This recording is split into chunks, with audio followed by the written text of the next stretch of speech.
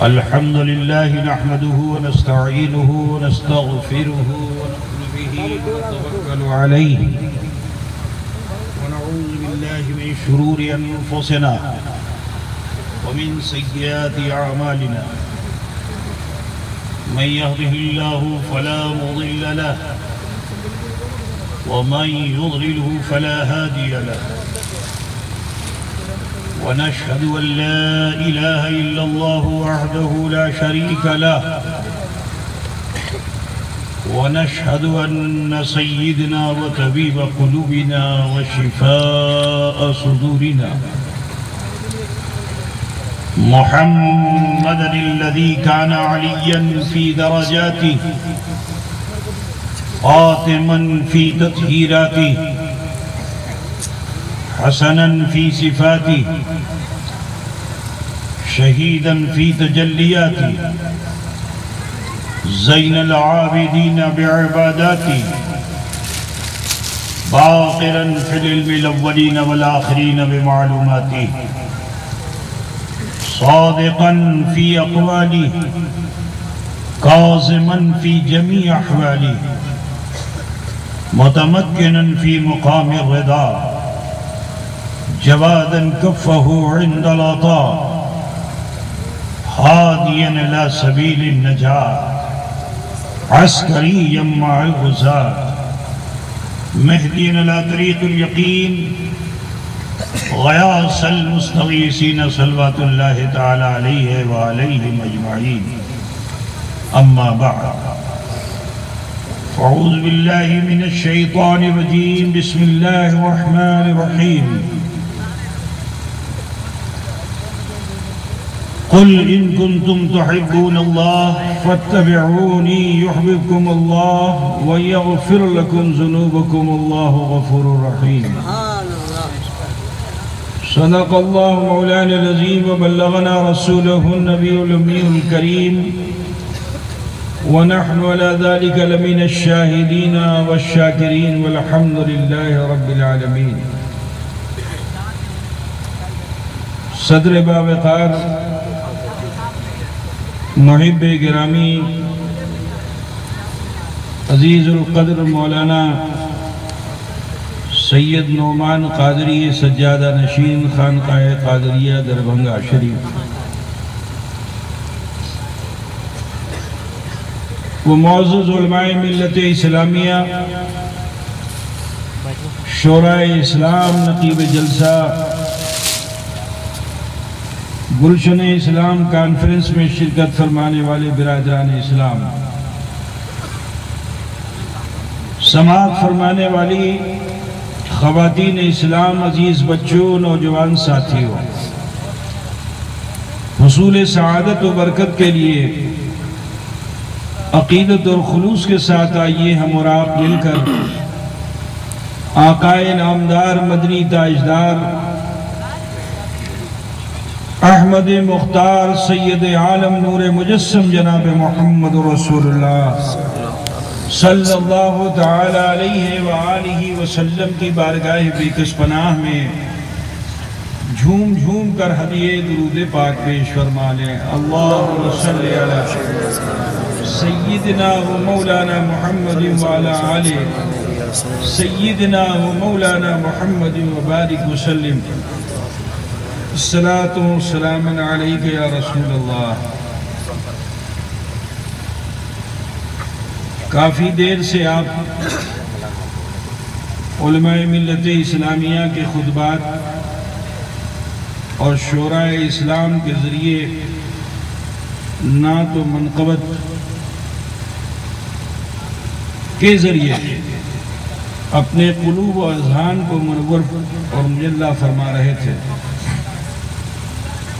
تھوڑی دیر کے لیے حقیر فقیر بھی حاضر ہوا ہے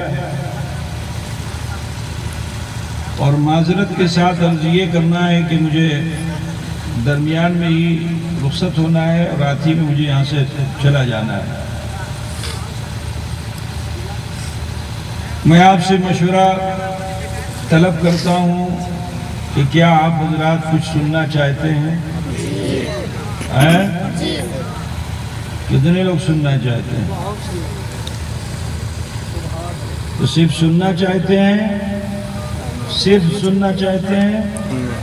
عمل بھی کرنا چاہیے، عمل کرنا چاہیے۔ ارے بولو نا بھائی، خالی سنو گے؟ ہاں تو یہ بولتے کیوں نہیں؟ زور سے بولو نا، سن کے کیا کرو گے؟ عمل کریں گے انشاءاللہ تبارک و تعالی۔ بس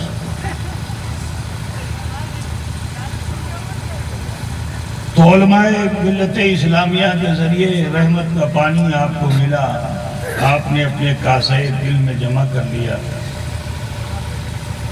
اور وہ میں محسوس کر رہا ہوں کہ لبالب ہو چکا ہے، بھر گیا۔ اب اگر اور 2-4 قطرے اس میں جائیں گے تو پیالے میں جمع شدہ پانی جمع نہیں رہے گا، چھلک جائے گا، اور اگر چھلکے گا تو آپ کا کچھ نہ کچھ نقصان ہوگا۔ تو میں نقصان پہنچانے تو آیا نہیں، میں تو فائدہ دینے آیا ہوں۔ تو اس لیے میں کوئی پانی وانی دینا نہیں چاہتا،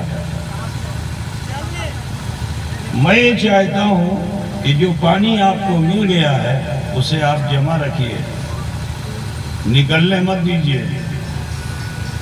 چاہتا یہ ہوں کہ آپ کے کاسے دل پر اسی گلشن اسلام کی کچھ پنکھڑیاں لا کر ڈال دوں تاکہ آپ کا پانی خوشبودار ہو جائے۔ کیا بھائی چاہتے ہو آپ لوگ؟ کئی مرتبہ زور سے درود شریف پڑھو۔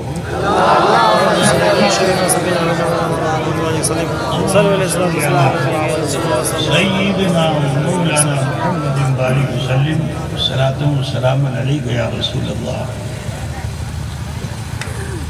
میں نے جس آیت کریمہ کی تلاوت کا شرف حاصل کیا، نہایت ہی مشہور و معروف آیت کریمہ ہے، بارہا اس کے ترجمے، تفسیر اور سیر حاصل خطاب سے آپ سب مستفید و مستنیر ہو چکے۔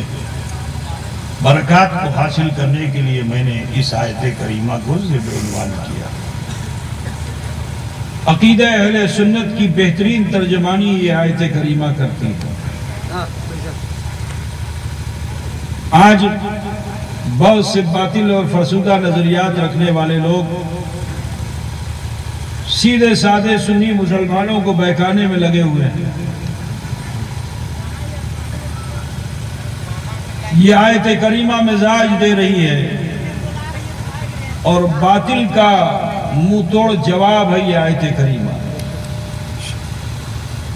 کیونکہ اللہ نے اپنی مرضی کو قرآن میں محفوظ فرما دیا ہے۔ اللہ کی مرضی کیا ہے؟ اللہ یہ چاہتا ہے، رب فرما رہا ہے قُلْ إِن كُنْتُمْ تُحِبُّونَ اللَّهَ، اے محبوب آپ ارشاد فرما دیجئے تم اللہ کو چاہنا چاہتے ہو، تم اللہ کو چاہنا چاہتے ہو، میری پیروی کرو۔ تمہاری چاہت ابھی مکمل بھی نہیں ہوگی کہ خدا فرما رہا ہے یحببکم اللہ، تمہیں مقام محب پہ خدا نہیں رکھے گا، محبوب بنا لے گا اللہ تمہیں۔ وَيَغْفِرْ لَكُمْ ذُنُوبَكُمْ وَاللَّهُ غَفُورٌ رَحِيمٌ۔ اس کا بھی معنی مطلب سمجھ لیجئے۔ آج کچھ لوگ یہ کہتے ہیں کہ بس اللہ ہی سے مانگو، اللہ ہی دے گا، دعا کرنی ہے تو اللہ ہی سے مانگو، اللہ ہی دے گا۔ یقیناً اللہ ہی دیتا ہے، لیکن اللہ نے ہر چیز کا ایک اصول بنایا ہے۔ ہر چیز سسٹم سے ہے، بے سسٹم نہیں ہے۔ ایک مرغی کا وجود بغیر انڈے کے نہیں ہو سکتا ہے نا؟ کوئی کیڑا بغیر امیبے کے بن نہیں سکتا ہے۔ سمندر میں جھاگ بنے، جھاگ سے امیبا بنے، امیبا سے کیڑا بنے گا۔ سسٹم ہے، ایک نظام ہے۔ دنیا کہتی ہے حادثہ ہے، حادثے سے ہوتا ہے، ایک دھکا لگتا ہے ہو جاتا ہے۔ حادثے سے وجود ہوتا ہے یا حادثے سے؟ بولیے، حادثے سے وجود ہوتا ہے؟ وجود ختم ہو جاتا ہے حادثے سے۔ اللہ نے ایک نظام بنایا ہے، ایک سسٹم بنایا ہے۔ سورج کو صبح ہی میں اگنا ہے، شام کو نہیں اگنا ہے۔ چاند کو رات ہی میں چمکنا ہے، دن میں نہیں۔ ستاروں کی چمک رات ہی میں آپ کو محسوس ہوگی، دکھے گی، دن میں نہیں۔ اللہ نے ایک نظام بنایا، ایک سسٹم بنایا۔ اب آپ دن میں زبردستی مائکروسکوپ اور ٹیلیسکوپ لگا کر کے چاند کی روشنی دیکھنا چاہو تو ٹیلیسکوپ سے بھی چاند تو ضرور دکھے گا، مگر اس کی روشنی نہیں دکھے گی، اس کی روشنی نہیں دکھے گی۔ اللہ نے سسٹم بنایا، اللہ ہی دعاؤں کو قبول کرتا ہے، لیکن اللہ نے سسٹم بنایا کہ دعا اسی کی قبول کی جاتی ہے جو صاحب دعا کا دامن تھام لیتا ہے، جو صاحب دعا کو راضی کر لیتا ہے، دعا اسی کی قبول کی جاتی ہے۔ صاحب دعا یہ کیا ہے؟ چھوٹ، اس کے لیے چھوٹ بیٹا ایسا ہے، تم آ گئے ہو، چھوٹے سے ہو، بچے ہو، اب کوئی نہیں آئے گا، ہاں ٹھیک ہے، لو اس کو گلشن اسلام دے دینا، بہت برکت ہوگی انشاءاللہ۔ وہ ذمہ دار ہے مدرسہ گلشن اسلام میں، اس کو رکھ لینا انشاءاللہ، بہت برکت ہوگی۔ اور اب یہ سسٹم مت کیجئے گا، ٹھیک ہے؟ سنیے غور سے، اچھا لگے درود شریف پڑھیے، اچھا لگے دل کو چبھے استغفار کیجئے، اچھا لگے درود پڑھیے، دل کو چبھے استغفار کیجئے، بس اچھل کود مت کیجئے۔ اطمینان سے بیٹھیے گا تو کچھ دعوت ہو جائے گی، ٹھیک ہے؟ کیونکہ ہم نے مدرسے میں پڑھا ہے اور خانقاہ میں پیا ہے، تو ہم پڑھانا بھی چاہتے ہیں اور پلانا بھی چاہتے ہیں۔ تو مہذب بن کے بیٹھو گے تو انشاءاللہ تعالی بہت کچھ لے کے اٹھو گے یہاں سے۔ عزیزان گرامی سماعت کیجئے، ذہن بنا دیجئے میرا، بس تھوڑی سی توجہ میری طرف کر لیجئے آپ، کہ اللہ نے اصول بنایا ہے، اللہ دعا قبول کرتا ہے، لیکن کس کی؟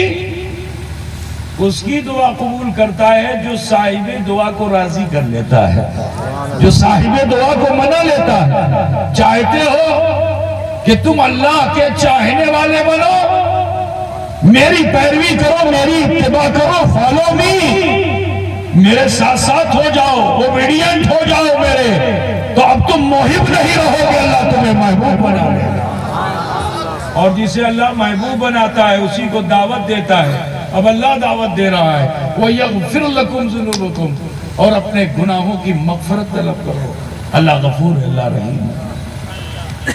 سماعت کیجئے، اللہ تعالیٰ نے زمین پر انسانوں سے پہلے جنوں کا اقتدار رکھا، اجنہ یہاں اپنے اقتدار کے ساتھ تھے، پوری زمین پہ قبضہ تھا، چپے چپے پہ قبضہ تھا، اور جنوں کا سردار عزازیل تھا جسے ہم ابلیس کہتے ہیں، بڑا عابد تھا، بڑا زاہد تھا، بڑا متقی اور پرہیزگار، اور اللہ نے اصول رکھا ہے کہ عابد کو بھی اللہ بلندی دیتا ہے، ہر عابد کو اللہ بلندی دیتا ہے، لیکن یہ کوئی ضروری نہیں کہ بلندی ملنے کے بعد قائم رہ جائے۔ توجہ چاہتا ہوں کہ بلندی دیتا ضرور ہے، لیکن یہ کوئی ضروری نہیں کہ عابد بلندی پہ قائم رہ جائے۔ وہ نصیب والا عابد ہے کہ جسے خدا بلندی دے کے بلندی پر قائم کر دے، ورنہ عزازیل ابلیس نے ہزاروں سال اس زمین پر عبادت کی، سجدے کیے، تسبیحات کی، اور اس کی بنیاد پہ اللہ تعالیٰ نے اس کو بلندی دی۔ اب جب بلندی کی طرف جانے لگا تو جن سماج کا رشتہ دار، سماج کے لوگ جو اس کے رشتہ دار بھی تھے، عزیز بھی تھے، اس کے فالوور بھی تھے، ایک مرتبہ بھی اللہ سے اس نے نہیں عرض کیا کہ اللہ تو مجھے کہاں لے جا رہا ہے، میں یہی ٹھیک ہوں، پوری دنیا کے اوپر میرا قبضہ ہے، سارے کے سارے جن میرے ماتحت ہیں، مجھے کہاں وہاں لے جا رہا ہے، وہ تو نوری ماحول ہے، میری تہذیب الگ ہے، ان کی تہذیب الگ ہے، میں ناری ہوں، وہ نوری ہیں، ایک مرتبہ بھی نہیں کہا۔ پرموٹ کیا گیا جب تو ایک مرتبہ بھی نہیں کہا اے اللہ مجھے کہاں لے جا رہا ہے، زمین سے اٹھا کے آسمانوں میں جب رب لے گیا اعتراض نہیں کیا، کیونکہ فائدہ ہے، درجات کی بلندی ہے، ایک مرتبہ بھی اعتراض نہیں کیا۔ لیکن جب اللہ نے فرشتوں کا معلم مقرر کیا تو بڑا خوش ہوا، کبر آ گیا اس کو کہ میں ان فرشتوں کا معلم بن گیا، روز درس دیتا، اللہ کے حکم کی روگردانی کرو گے یہ لعنت کا طوق گردن میں ڈال دیا جائے گا۔ ابھی یہ سبق دیا ہی جا رہا تھا کہ اللہ رب العزت نے فرشتوں کے درمیان ارشاد فرمایا انی جاعل فی الارض خلیفہ، میں زمین پر اپنا نائب بنانے جا رہا ہوں۔ فرشتوں نے، وہ فرشتے کہ جو صرف اللہ کی تسبیح کرتے ہیں اور اللہ کے حکم کو مانتے ہیں، رکوع میں رب کہہ دے تو رکوع میں رہتے ہیں، سجدے میں رب کہہ دے تو سجدے میں رہتے ہیں، قیام میں رب کہہ دے تو قیام میں رہتے ہیں، زمین پہ جانے کا حکم دے دے تو زمین پہ آتے ہیں، کعبۃ اللہ کا طواف کرنے کا حکم دے دے تو طواف کرتے ہیں، صبح کو 70,000 مدینہ جانے کے لیے حکم دے دے تو 70,000 جاتے ہیں، شام کو 70,000 مدینہ جانے کا حکم دے دے تو مدینہ جاتے ہیں۔ عزیزان گرامی، اپنی مرضی نہیں چلاتے، اللہ کے حکم پر عمل کرتے ہیں۔ لیکن جب رب نے فرمایا انی جاعل فی الارض خلیفہ، میں زمین پر اپنا نائب بنانے جا رہا ہوں، تو دیکھو صحبت کا اثر ہوتا ہے، صحبت کا اثر ہوتا ہے۔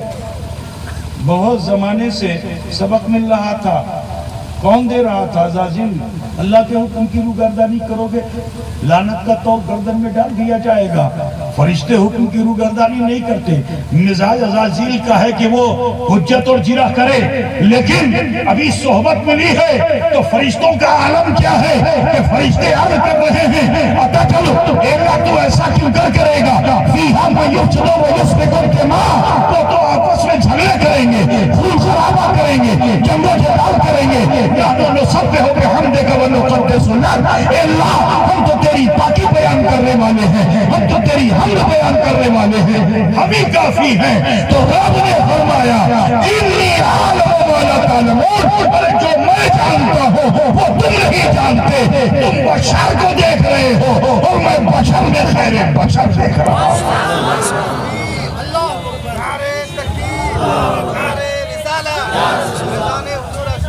عزیزوں،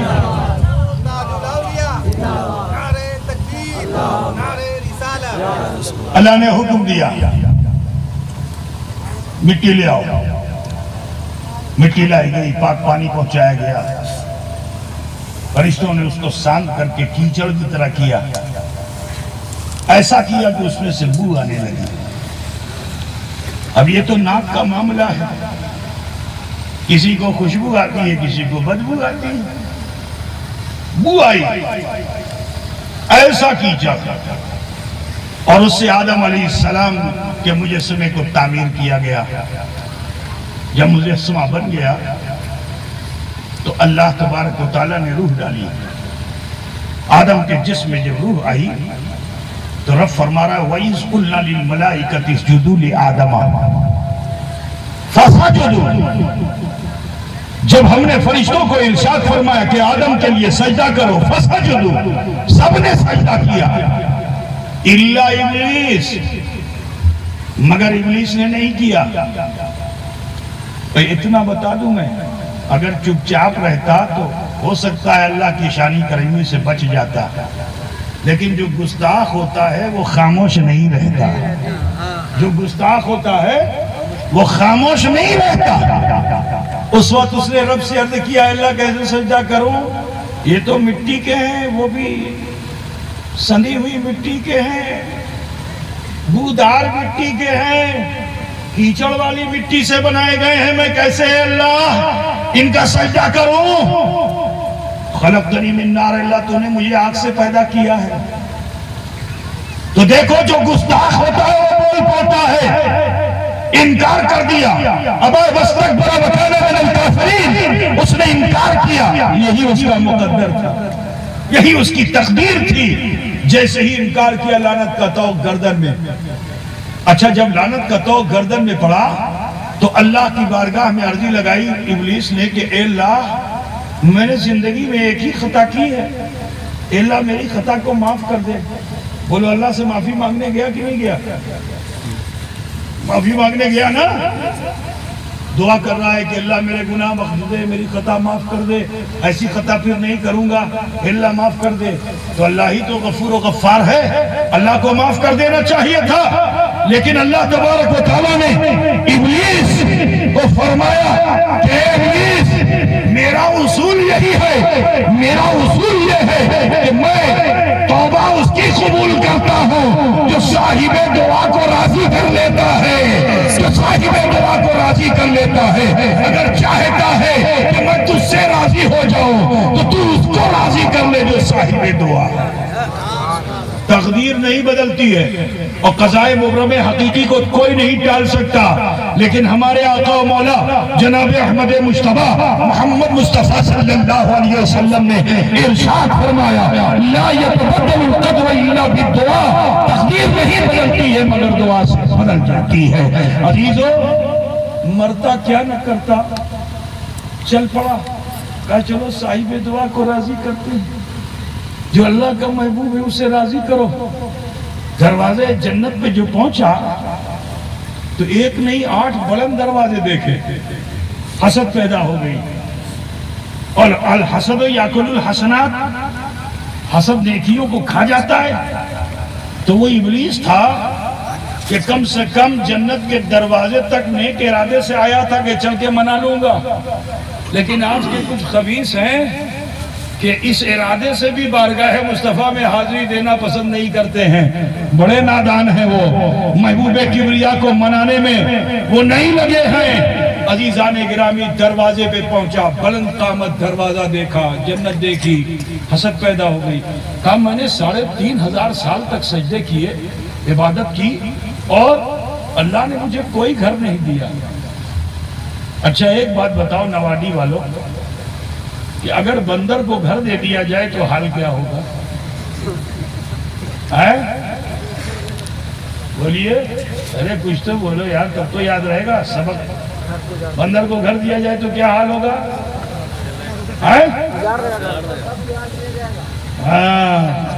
کھپڑا بھی نریا بھی لگی چلا جائے گا، ہے نا؟ تمہارے وہاں تو کھپڑا ہوتا ہی نہیں ہے، نریا خالی ہوتی ہے، نالی نالی جو بناتے ہیں، ہے نا؟ حسد پیدا ہو گئی، کہا رہنے نہیں دوں گا. کہا مجھے گھر نہیں دیا، آدم نے کچھ نہیں کیا، آدم کو اتنا بڑا کام، گھر دے دیا، کہا رہنے نہیں دوں گا. 8 دروازے طے کر لیا کہ جنت سے نکال کے رہوں گا. بہرحال اپنے علم کے ذریعے اس نے طریقہ اختیار کیا، داخل ہو گیا. اب یہاں ایک بہت لطیف اشارہ کرتا چلوں کہ جنت متقیوں کے لیے ہے اور جنت میں شریعت نہیں ہے. مولانا توجہ، کہ جنت میں شریعت نہیں، نماز نہیں، روزہ نہیں، حج نہیں، زکوٰۃ نہیں. جنت اسی کو ملے گی جو متقی ہوگا.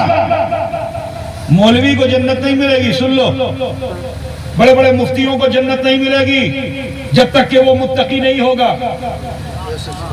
متقی کو ہی جنت ہے.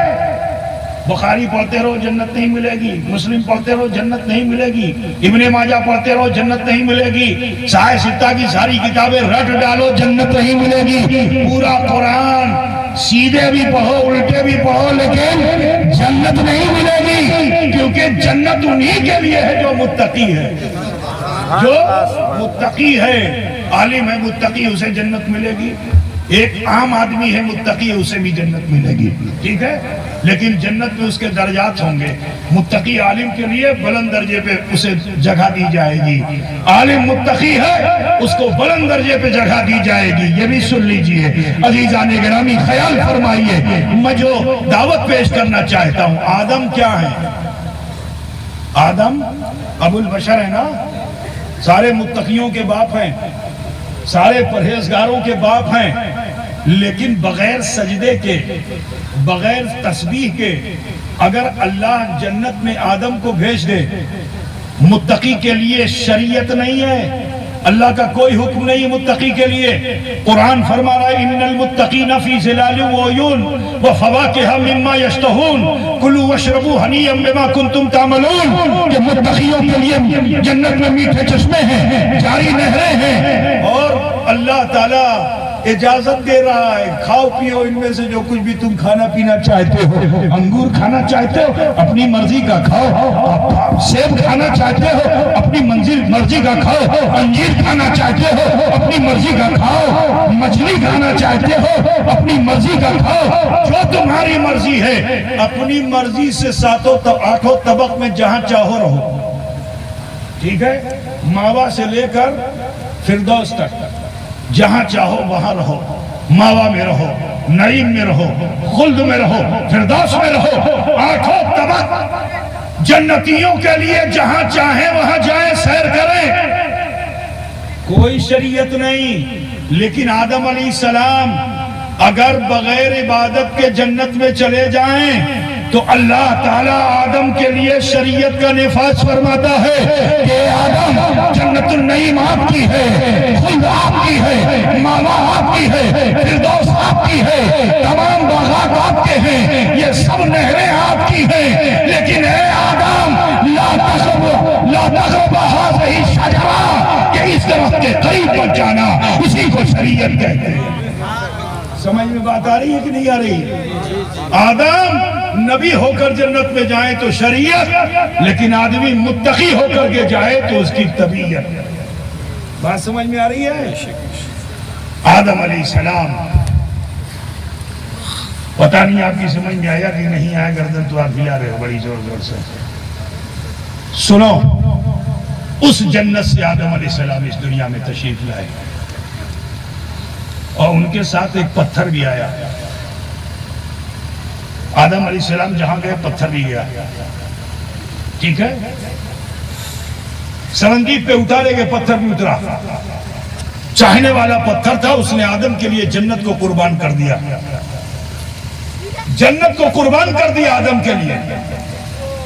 آدم آگے آگے پتھر پیچھے پیچھے، آدم آگے آگے پتھر پیچھے پیچھے، ہندوستان کی زمین پہ آدم قدم رکھے پتھر بھی آ جائے، درہ خیبر سے گزرے پتھر بھی آ جائے، آج افغانستان جہاں ہے گزرے پتھر بھی آ جائے، آج جہاں عراق ہے گزرے پتھر بھی پیچھے پیچھے، آج جہاں شام ہے گزرے پتھر بھی پیچھے پیچھے، آج جہاں مدینہ ہے گزرے پتھر بھی پیچھے پیچھے، حجاز مقدس جہاں ہے وہاں پہنچے پتھر بھی پیچھے پیچھے، حتیٰ کہ اس مقام پہ پہنچے جہاں میدان عرفات ہے، حاجی لوگ جاتے ہیں نا، پتھر بھی پیچھے پیچھے، جبل رحمت پہ پہنچے پتھر بھی پیچھے پیچھے۔ اب جب جبل رحمت پہ پہنچے تو پہنچتے پہنچتے 350 سال کا عرصہ گزر گیا، آدم علیہ السلام زمین پر گھومتے رہے 350 سال تک، نبی ہو کر اللہ سے دعا کر رہے ہیں۔ کیا دعا کر رہے ہیں؟ اللہ میری بیوی کو مجھ سے ملا دے۔ بولو دعا قبول ہوئی؟ نبی ہیں دعا اپنے لیے کر رہے ہیں، اللہ میری بیوی کو مجھ سے ملا دے، دعا قبول ہوئی؟ کتنے 350 سال تک دعا قبول نہیں ہوئی۔ جب جبل رحمت پہ پہنچے تو اب خیال آیا کہ کیا وجہ ہے میری دعا قبول نہیں ہو رہی ہے، مجھے کچھ ایسا کرنا چاہیے جس سے میری دعا قبول ہو جائے۔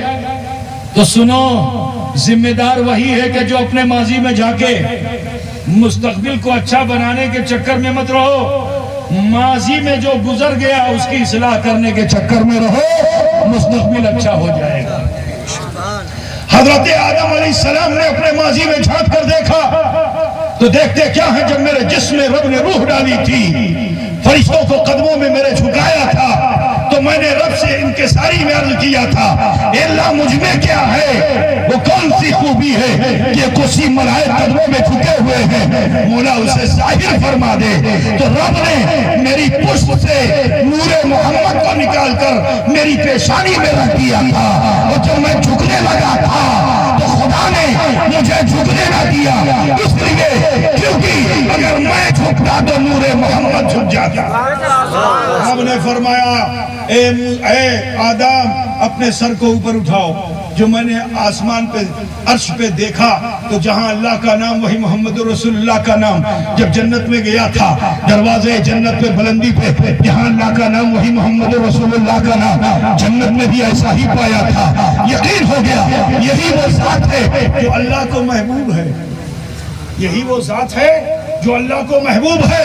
تو ابراہیم سے عرض کیا مولا پروردگارا رب قدیر میں نے اپنے ناخنوں کو صاف کر لیا ہے, اے اللہ اس پہ تصویر محمد کو اتار دے, تصویر محمد کو اتار دے. بار بار سنا ہے آپ نے, لیکن جو میں اس میں پوائنٹ دینا چاہتا ہوں اسے سماعت کیجئے گا کہ اے اللہ تصویر محمد کو اتار دے. اللہ تعالیٰ نے دعا قبول فرما لی, تصویر محمد اتری.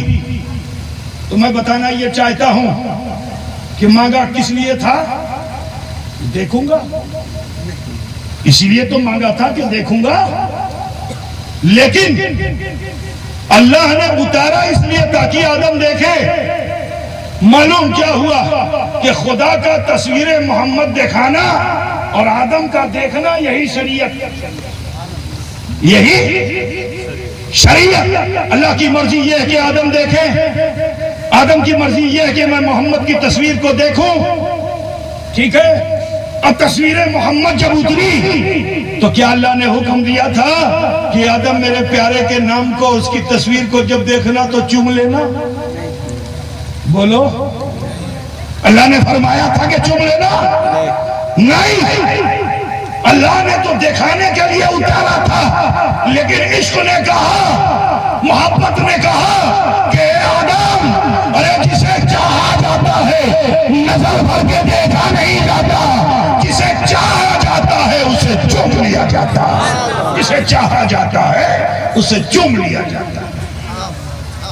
کیا بھائی پیچھے والوں آپ لوگ قبرستان میں ہو گیا, آپ کی بھی کھوپڑی نکلوا لی جائے, موسل کی ضرورت ہے. کوئی سمجھ میں آپ کو آ رہا ہے کہ نہیں آ رہا؟ ہاتھ اٹھا کے بتاؤ, مجھ سے تو آپ بولتے نہیں ہو.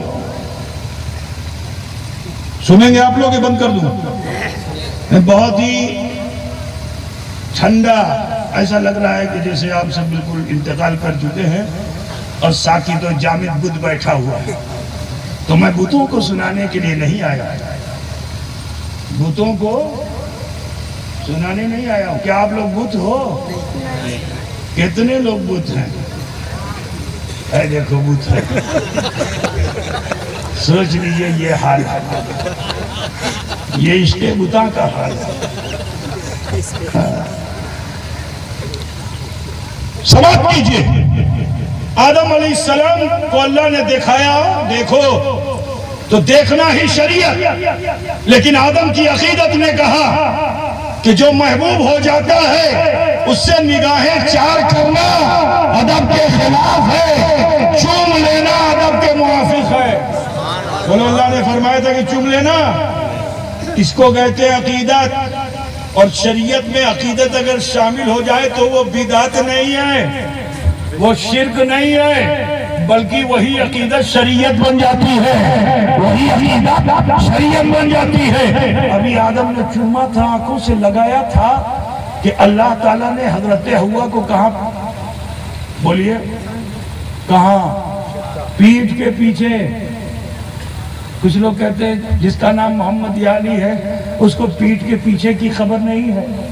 ارے نادان, جب تاریخ آدم کا مطالعہ تو کرے گا تو یہ پتہ چلے گا کہ آدم نے دعا کی تھی تو اللہ نے ظاہر نہیں, حاضر نہیں کیا تھا, قریب رکھا تھا مگر غیب پہ.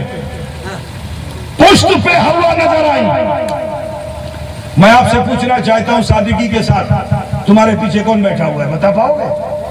کیونکہ آنکھ تو آگے پیچھے تو نہیں ہے. ہم آگے دیکھتے ہیں لیکن نبی آگے بھی دیکھتے ہیں, نبی پیچھے بھی دیکھتے ہیں. بچی کو سمجھتے چلو, نبی آگے بھی دیکھتے ہیں, نبی پیچھے بھی دیکھتے ہیں. تو پشت پر ہوا نظر آئی. معلوم کیا ہوا کہ نبی وہ ہوتا ہے جو غیب کی خبریں جانا کرتا ہے, نبی وہ ہوتا ہے جو غیب کی خبریں جانا کرتا ہے.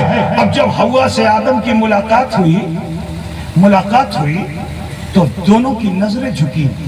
اب جب دونوں کی نظریں جھکی, حیا آئی دونوں میں, دونوں کی نگاہیں جھکی, تو دیکھتے کیا ہیں کہ ایک پتھر ہے جو دنیا کے پتھر سے مشابہ تو ضرور ہے لیکن دنیا کا پتھر نہیں لگتا ہے، وہ میرے قدموں کو چوم رہا ہے، وہ میرے قدموں کو چوم رہا ہے، وہ بھی وہاں سے صدا دے رہا ہے کہ اے آدم، جسے چاہا جاتا ہے اسے چوم لیا جاتا ہے، جسے چاہا جاتا ہے اسے چوم لیا جاتا ہے، اور جو چومتا ہے اس کو ٹھوکر نہیں ماری جاتی، چومنے والے کو ٹھوکر نہیں ماری جاتی۔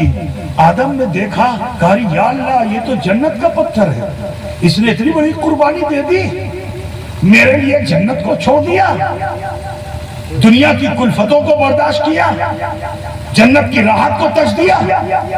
یا اللہ یہ بڑا عاشق ہے، تو عاشق کو قدموں میں نہیں رہنے دیا جائے گا۔ حضرت آدم نے اس پتھر کو اٹھایا اور سینے سے لگا لیا، سینے سے لگا لیا کہ تو اس لائق نہیں کہ تجھے قدموں میں رکھا جائے، ٹھوکروں میں رکھا جائے، ارے تیرے عشق نے تجھے ایسا بنا دیا ہے کہ تو میرے سینے میں جگہ پاتا ہے۔ اٹھایا، سینے سے لگا لیا۔ اچھا ایک بات بتاؤ، پیچھے والے بتائیں گے، آگے والے نہیں۔ پتھر بولے گا؟ وہ جس نے کہا تھا کہ ہم بت ہیں وہی بتا دیں، بول پاؤ گے؟ ارے بت بولتا ہے کہ نہیں بولتا ہے؟ اگر تم نہیں بولو گے تو میں سمجھوں گا کہ بت ہو۔ بولو، پتھر بولتا ہے؟ پتھر دیکھتا ہے؟ پتھر چلتا ہے؟ پتھر سنتا ہے؟ نہ پتھر سنے گا، نہ بولے گا، نہ دیکھے گا، ٹھیک ہے، نہ چلے گا۔ لیکن نبی سے نسبت ہو جائے، قدم سے نسبت ہو جائے تو چلنے لگے، اور سینے سے نسبت ہو جائے تو سننے لگے، دیکھنے لگے، بولنے بھی لگے۔ وہ پتھر جسے تم حجر اسود کہتے ہو، وہ قیامت تک کے حاجیوں کو، مطوف کو دیکھتا ہے، جو عاشق نبی پہنچتا ہے اس کے گناہ کو کھینچ لیتا ہے، اور جیسے ہی دیدار نبی پہنچتا ہے مومنوں کے گناہوں کو اس کی طرف اڈیل دیتا ہے۔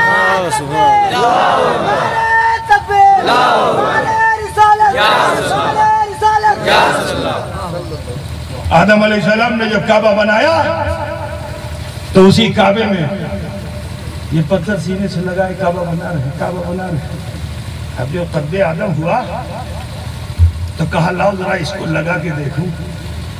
معمار سے پوچھو پتھر لگانے کا ڈھنگ، اٹھاتا ہے، دیکھتا ہے، نہیں یہ نہیں چلے گا، دوسرا اٹھائے گا، دیکھے گا یہ نہیں چلے گا۔ دیوار میں لگانے کا کہاں کس پتھر کو فٹ کرنا ہے یہ وہی جانے گا جو مستری ہے، جو کاریگر ہے۔ اگر آدم علیہ السلام چاہتے تو اس پتھر کو کہیں بیچ میں لگا دیتے، اتنی چوڑی دیوار تھی نا، اندر رکھ دیتے۔ آدم علیہ السلام چاہتے تو اسی پتھر کو کہیں اور رکھ دیتے، لیکن رکھا کہاں؟ رکھا کہاں؟ ایسا لگ رہا ہے کہ جیسے کعبے کو آنکھ مل گئی ہو۔ آنکھ کی طرح دکھتا ہے کہ نہیں دکھتا؟ دیکھا ہے حجر اسود کو؟ آنکھ مل گئی ہو۔ پتھر کو سینے سے لگائے ہوئے تھے، اس کے بعد دیوار کعبہ سے جو لگایا وہ جنت کا پتھر تھا، ویسے ہی نور والا تھا۔ اب جو کعبے کی دیوار سے لگا تو اس کے نور میں اور اضافہ ہو گیا۔ اب جو اس کی نور کی کرنیں آدم نے دیکھی تو اب آدم پکار کے کہتے ہیں ارے جسے چاہا جاتا ہے اسے چوم لیا جاتا ہے، جسے چاہا جاتا ہے اسے چوم لیا جاتا ہے۔ سمجھ میں آیا کہ نہیں؟ پتھر کو نبی نے چوم لیا۔ پتھر کی کیا حیثیت ہے؟ نبی نے پتھر کو چوم لیا۔ سنو اور آگے بڑھو۔ حضرت موسیٰ علیہ السلام بڑے جلیل القدر نبی ہیں۔ کوئی معترض اعتراض کرے کہ حضرت آپ کے سوال کا جواب تو کاٹ جو ہے وہ قرآن میں ہے۔ آپ کہتے ہو کہ بغیر وسیلے کے کوئی دعا قبول نہیں ہوتی ہے، بغیر صاحب دعا کے کوئی دعا قبول نہیں ہوتی ہے، تو میں اس سے یہی کہوں گا کہ ہاں بغیر صاحب دعا کے کوئی دعا قبول نہیں ہوتی ہے۔ تو اب اگر حضرت موسیٰ علیہ السلام کے واقعات کو لائے تو میں وہیں سے اس کے دعوے سے دلیل نکالوں گا، اس کے دعوے سے ہی دلیل نکالوں گا۔ حضرت موسیٰ علیہ السلام نے سب سے پہلے جب دعوت حق دی تو فرعون نے لاٹھی ڈنڈے ہتھیار بھالے پھرسے اور شمشیر سے مقابلہ نہیں کرایا.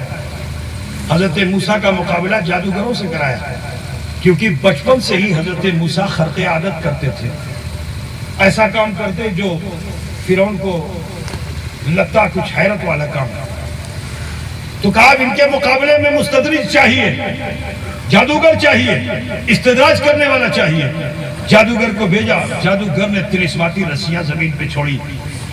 اب جو زمین پہ طلسماتی رسیاں چھوڑی تو سانپ بن گئے، آنے لگے موسیٰ کی طرف. تو حضرت موسیٰ اللہ سے عرض کرتے ہیں اللہ کیا کروں، اللہ کیا کروں، what can I do، اللہ کیا کروں، اللہ کیا کروں. اللہ نے فرمایا لا تحزن، اے موسیٰ خوف مت کر، اے موسیٰ خوف مت کر. وما تلک بیمینک یا موسیٰ، اے موسیٰ تمہارے دائنے ہاتھ میں کیا ہے.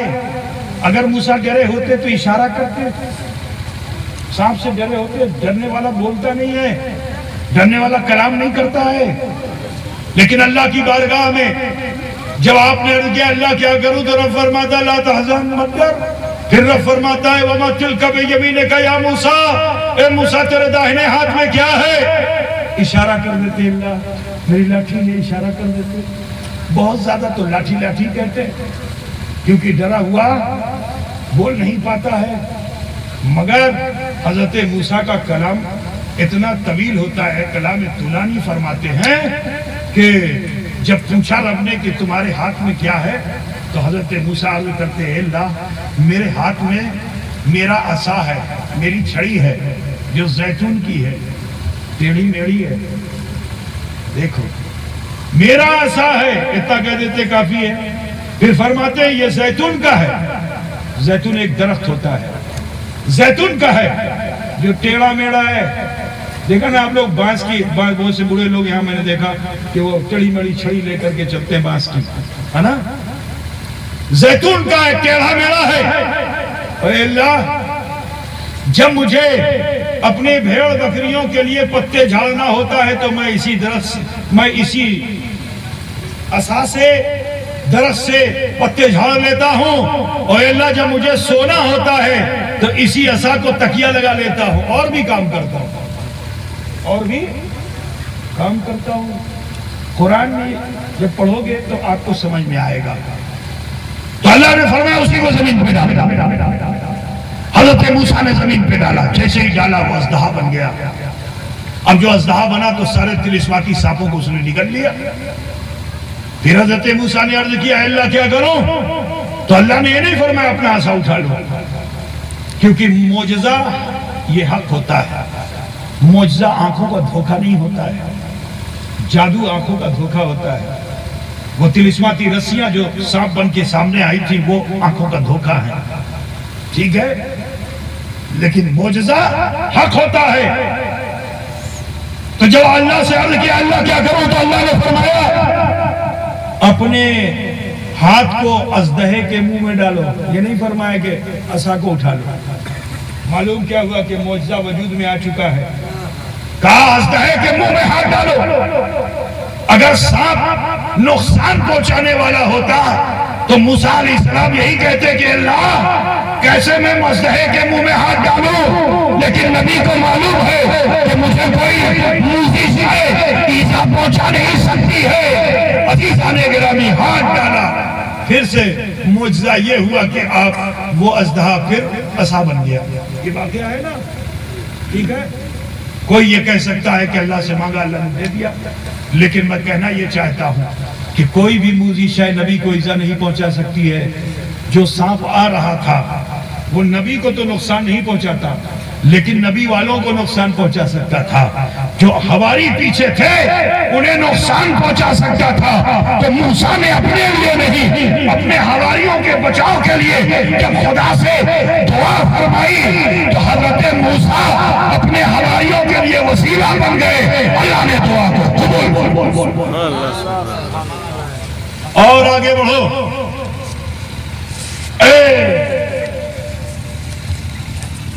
نواڈی کے مسلمانوں